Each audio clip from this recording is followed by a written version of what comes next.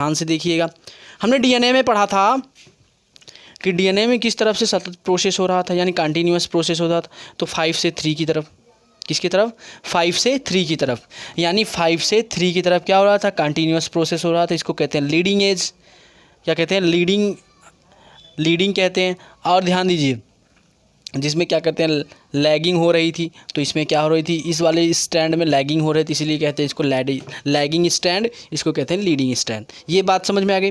अब हमने क्या किया, ध्यान से समझिएगा कि हमारी कोडिंग किस तरफ आरएनए की चलेगी, आरएनए की कोडिंग चलेगी 5 to 3 की तरफ, 5 to 3 की तरफ कोडिंग चलेगी।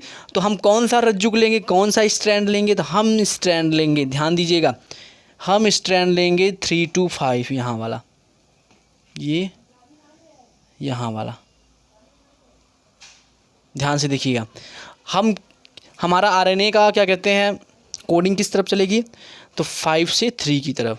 क्या लेंगे, 5 से 3 की तरफ। हम कौन सा स्टैंड यूज करेंगे डीएनए का, 3 से लेकर 5, 3 डैश से 5 डैश की तरफ, तभी तो हमारा अपोजिट जाएगा और पूरकता के सिद्धांत को, यानी कंप्लीमेंट्री थ्योरी को कंप्लीट करेगा। अब ध्यान दीजिएगा, हमने यहाँ से क्या किया, 3 to 5 ले लिया, क्या ले लिया, 3 to 5 ले लिया। अब 3 to 5 लेने के बाद यहाँ पे आइए, हमने क्या लिया, 3 to 5, जिसमें क्या था, thymine, adenine, guanosine, cytosine, adenine, guanosine, thymine. तो हमारा यहाँ पे आ गया thymine, adenine, guanosine, cytosine, thymine, guanosine, adenine. अब हम क्या करेंगे, मैंने आप लोगों को एक बात बताई थी कि ध्यान से समझिएगा कि जो आरएनए और डीएनए में फ़र्क होता है, वो जो बेसिक सा फ़र्क होता है वो क्या होता है, उनके क्षारक बेस। थाइमीन में, थाइमीन हो गया तो डीएनए हो गया, यूरेसिल हो गया तो आरएनए। अब ध्यान दीजिएगा, अब हम इसको कन्वर्ट करते हैं, किस में कन्वर्ट करेंगे, तो एमआरएनए में कन्वर्ट करेंगे। किसके द्वारा, कौन सा एंजाइम लगेगा, तो आरएनए पॉलीमरेज लगेगा। आरएनए पॉलीमरेज किसके द्वारा जाता है, ये सबसे बड़ा फैक्टर है कि आरएनए पॉलीमरेज डायरेक्ट ऐसी हेलिकेज, मतलब क्या कहते हैं, हेलिकेज में नहीं जाता, डीएनए के हेलिकेज को तोड़ता नहीं है। उसके लिए एक फैक्टर लगता है जिसको कहते हैं सिग्मा फैक्टर। क्या कहते हैं, सिग्मा फैक्टर। सिग्मा फैक्टर के साथ आरएनए क्या करता है, आरएनए पॉलीमरेज उन हेलिकेज के अंदर जाता है और डीएनए को तोड़ता है। क्या करता है, डीएनए को तोड़ता है। डीएनए को तोड़ने के बाद क्या करता है, उसको आरएनए में कन्वर्ट करता है। उसको क्या करता है, आरएनए में कन्वर्ट करता है। अब हमने बताया था कि जहाँ से हमारी क्रिया शुरू होती है, यहाँ से लेकर यहाँ तक, यहाँ से लेकर यहाँ तक, वो हमारा क्या है, प्रमोटर है। ध्यान दीजिएगा, जब आरएनए पॉलीमरेज जैसे ही सिग्मा फैक्टर के द्वारा डीएनए के हेलिकेज में पहुंचा, डीएनए नवनिर्मित, ध्यान दीजिएगा कौन सा डीएनए है, नए डीएनए के हेलिकेज में पहुंचा, दोनों स्ट्रैंडों के बीच में, तो वहाँ से क्या होता है, प्रमोटर होता है। यानी वहाँ से क्या कहते हैं आप, प्रारंभन कह सकते हो। क्या कह सकते हो, प्रारंभन होता है। यानी कोडिंग का क्या होता है, प्रारंभन होता है, स्टार्टिंग होती है।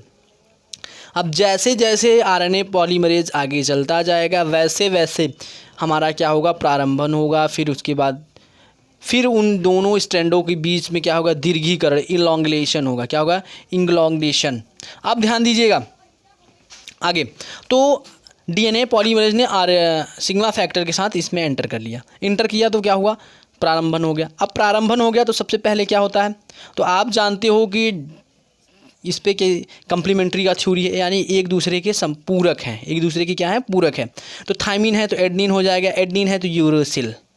ध्यान दीजिएगा, थाइमीन की जगह एडेनिन रहेगा, ऐसा नहीं है कि थाइमीन की जगह यूरेसिल हो जाएगा, नहीं। पूरकता का सिद्धांत है, कंप्लीमेंट्री थ्योरी है। कंप्लीमेंट्री थ्योरी ये कहती है कि ये एक दूसरे के पूरक हैं। अब यहाँ पे देखिए, जैसे थाइमीन है, कई बच्चे मतलब कंफ्यूज हो जाते हैं कि सर यहाँ पे थाइमीन है तो यहाँ पे यूरेसिल होगा, नहीं। ध्यान दीजिएगा कि थाइमीन, अब थाइमीन का अपोजिट यानी किसके साथ बंध बना रहा था डीएनए में, तो थाइमीन बना रहा था एडेनिन के साथ। थाइमीन किसके साथ बना रहा था, एडेनिन के साथ। तो थाइमीन का पूरक क्या हो जाएगा, एडेनिन हो जाएगा। अब अगर यहाँ पे एडेनिन होता, ध्यान दीजिएगा, यहाँ पे क्या है, एडेनिन है, एडेनिन है ना। अब देखिए ध्यान से, यहाँ पर भी एडेनिन है, तो एडेनिन का पूरक कौन सा है, कंप्लीमेंट कौन सा है, तो कंप्लीमेंट है थाइमीन। और हमें याद रखना है कि थाइमीन की जगह हमें क्या लगाना है, यूरेसिल लगाना है। क्या लगाना है, यूरेसिल लगाना है। ध्यान से समझिएगा, थाइमीन की जगह हमें क्या लगाना है, यूरेसिल लगाना है। इस बात को समझ लीजिएगा। हमें यहाँ से नहीं देखना है कि थायमीन को देखें, थायमीन की जगह हम यहाँ पे थायमीन रख दिए, ये गलत हो जाएगा। थायमीन को देखें, अब थायमीन किसका पूरक है, किसका कॉम्प्लीमेंट है, तो एडेनिन का है। थायमीन की जगह थायमीन किसका पूरक है, एडेनिन का, थायमीन से एडेनिन जुड़ गया। और जब एडेनिन को जोड़ने की बारी आई, ध्यान दीजिएगा, जब एडेनिन को जोड़ने की बारी आई तो यहाँ पे हम लोग क्या करेंगे, एडेनिन का पूरक इस्तेमाल करेंगे, कौन, यूरेसिल का, कौन, यूरेसिल का। तो आप देखिए थायमीन के साथ एडेनिन जुड़ गया, एडेनिन के साथ यूरेसिल जुड़ गया, ग्वानो, बाकी आपका ग्वानोसिन के साथ साइटोसिन, साइटोसिन के साथ ग्वानोसिन, उसके बाद एडेनिन के साथ यूरेसिल, और ग्वानोसिन के साथ साइटोसिन, उसके बाद ग्वानोसिन के साथ फिर साइटोसिन, और क्या कहते हैं, थायमीन के साथ एडेनिन। ये हमारा, ध्यान दीजिएगा, ये हमारा नया आरएनए बन के तैयार। कौन सा आरएनए है, तो यम आरएनए है। यहाँ पे हम इसको मिटा दे रहे हैं हल्का सा, देखिए ये हमारा नया आरएनए बन के तैयार हो गया। तो कौन सा आरएनए बना, आप लोग इसके नाम से ही जानते हो, इसको हम लोग कहते हैं मैसेंजर आरएनए। कौन सा आरएनए बना, मैसेंजर आरएनए।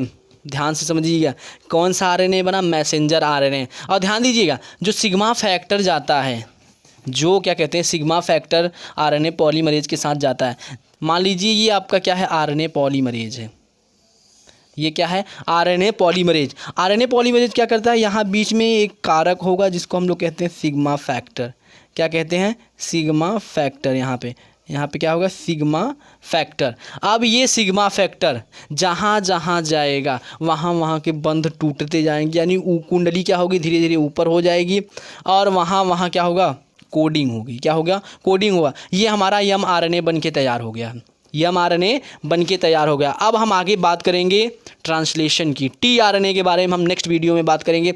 आशा करते हैं आप सबको ये वीडियो ज़रूर समझ में आई होगी। अगर नहीं समझ में आई हो तो वीडियो को स्किप करना, स्किप करने के बाद फिर से देखना कि ये हमारा रेप्लिकेशन का पार्ट है। डीएनए, हमने नया डीएनए बना लिया है। अब नया डीएनए बना लिया है तो डीएनए के 2 स्ट्रैंड होते हैं, कौन से स्ट्रैंड को हमें यूज़ करना है ये ध्यान देना है। तो ध्यान दीजिएगा, हमें यूज़ करना है 3 to 5 वाला।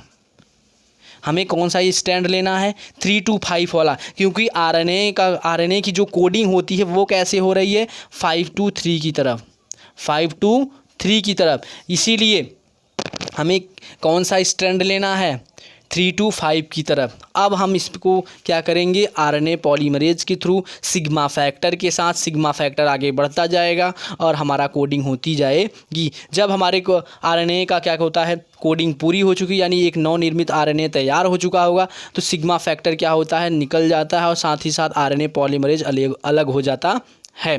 तो ये है हमारा क्या कहते हैं, यम आरएनए। अब हम आगे पढ़ेंगे टी आरएनए के बारे में, फिर पढ़ेंगे आरएनए के बारे में। तो आशा करते हैं इस वीडियो का पार्ट 1 आया है, अब इसका पार्ट 2 आएगा, पार्ट 3 आएगा। तीनों आरएनए को हर एक वीडियो में एक्सप्लेन होगा। इसमें यम आरएनए को एक्सप्लेन किया, यानी डीएनए टू आरएनए। अब हम क्या करेंगे, ये जो कोड है, इसी कोड के माध्यम से हम क्या करेंगे, इस कोड को परिभाषित कौन करेगा, ट्रांसलेट कौन करेगा, ट्रांसलेट के बाद जो अनुवादन आएगा, एंटीकोडान क्या होते हैं, इन सब के बारे में हम अगले वीडियो में चर्चा करेंगे। तब तक के लिए आप वीडियो को लाइक करते रहो, चैनल को सब्सक्राइब करते रहो, मुझे क्या करो, सपोर्ट कर दो।